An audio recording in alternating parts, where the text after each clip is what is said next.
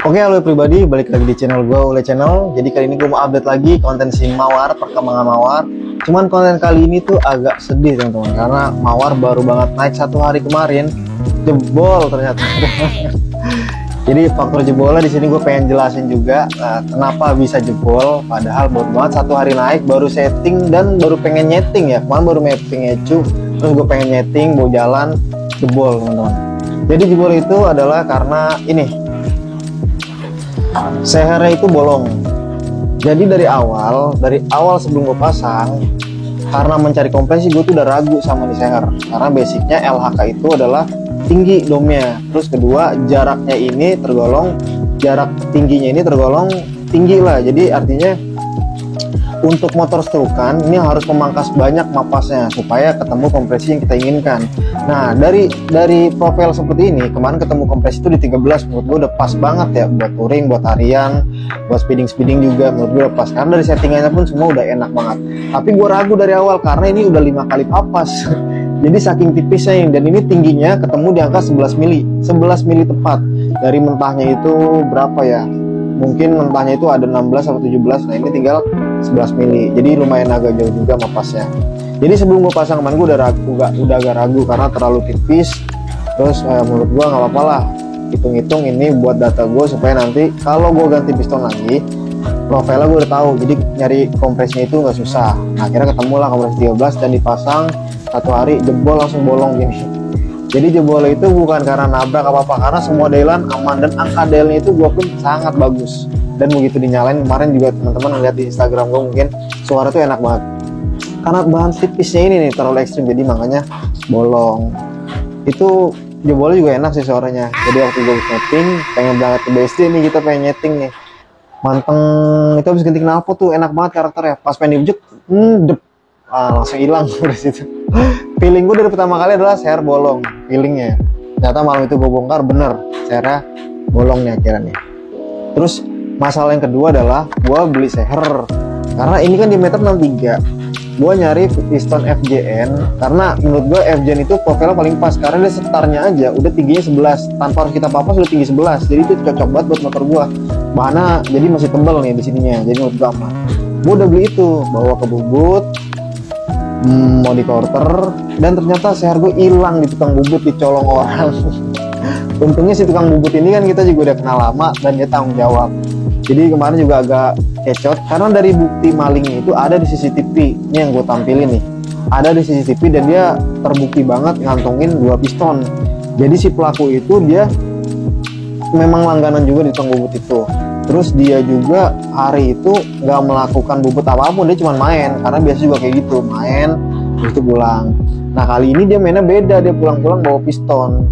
Karena sempat pusing juga tuh dia nyari-nyari apa lupa naro apa-apa, ternyata lihat CCTV diambil orang pistonnya.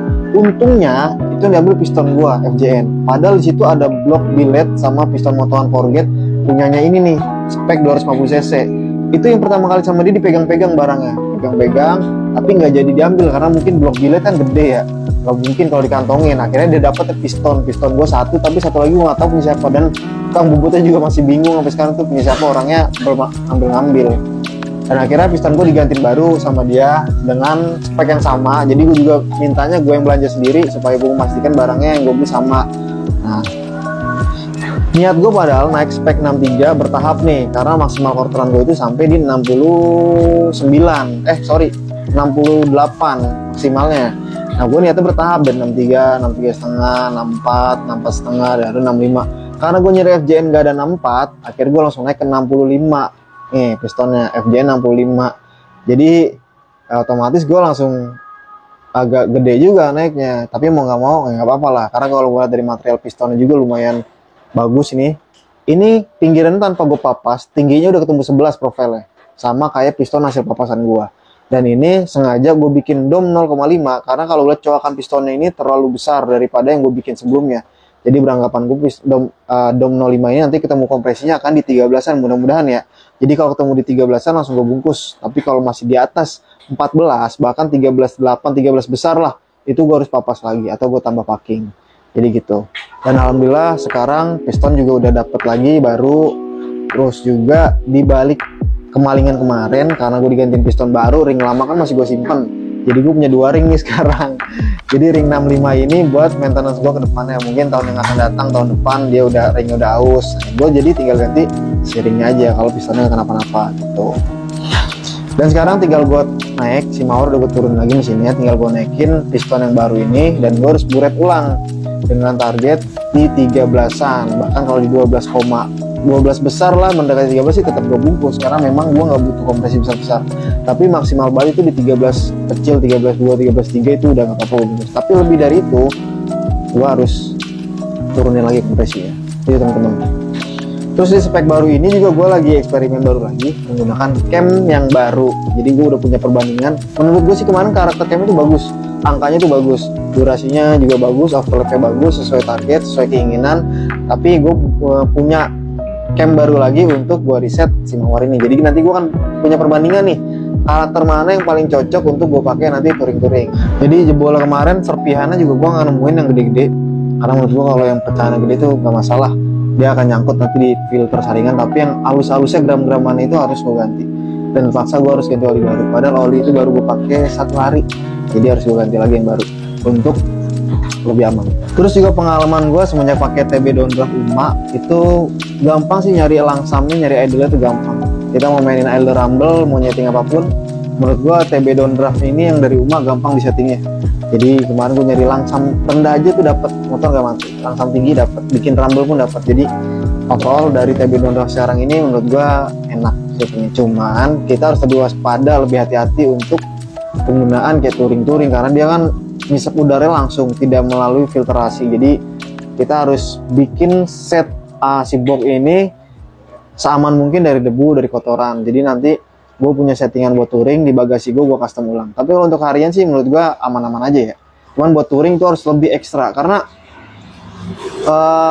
touring itu kita sangat menghindari yang namanya trouble. Jadi jangan sampai trouble mesin kita mengganggu dalam perjalanan touring, karena itu nggak asik banget. Tapi kalau buat daily ya nggak masalah lah mau trouble di jalan, karena kan nggak ada tujuan apa-apa, nggak ada target kemana-mana juga. Jadi menurut gua buat settingan touring itu nanti akan gue bikin filtrasi di dalam box lah yang tetap flow. Intinya tetap flownya itu tetap besar, free flow, tapi dapat menyaring kotoran juga. Pokoknya saksikan terus itu, nanti si mawar bakal gua kontenin perkembangan demi perkembangannya gitu teman-teman. Nih perbandingan antara LHK casting dengan FJN ini, posisi ring satunya itu dia lebih turun 1 ring daripada LHK. Jadi LHK ini ringnya lebih maju, sedangkan FJN ini ringnya lebih mundur. Terus juga ini yang gue suka adalah profilnya tuh dia udah ceper yang tadi gue bilang, jadi gak banyak bawa mapas tengah dan gak beresiko buat piston tuh terlalu tipis. Jadi menurut gue ini aman banget, karena FJN sebelumnya juga gue udah pakai di PCX 150 punya Bang Asep, speknya 200 cc, dan itu aman sih sejauh ini. Terus untuk kirian, sejauh ini kirian belum ada yang gue rubah dari spek yang sebelumnya, itu masih sama, belum ada yang berubah sama sekali. Karena menurut gue kirian itu paling belakangan, menyesuaikan karakter mesin. Jadi nanti mesinnya udah bagus, udah bungkus, baru kirian kita sesuaikan permintaannya seperti apa mesin, baru kita sesuaikan mainin kirian. Untuk knalpot juga nanti kemungkinan gue punya 2 knalpot, 1 bebasan buat daily lah ya, 1 lagi standar, bentuknya standar tapi kondoman dalamnya itu spek bebasan untuk touring-touring, karena sayang juga kalau gitu touring pakai knalpot itu kena raji. Kalau untuk performa sih lebih enak yang spek kompetisi. Nanti rencana akan bikin di Shijiro, kita bawa langsung mawar ke sana karena mau di fitment supaya bentuknya itu nggak terlalu dengak, nggak terlalu turun juga, pokoknya pas lah. Makanya kita harus bawa motor ke sana supaya di fitment di tempat. Ya nanti gua kontenin juga pembuatan knalpot di Shijiro nanti. Terus dari bagian perkabelan, di bagian perkabelan ada yang gue rubah.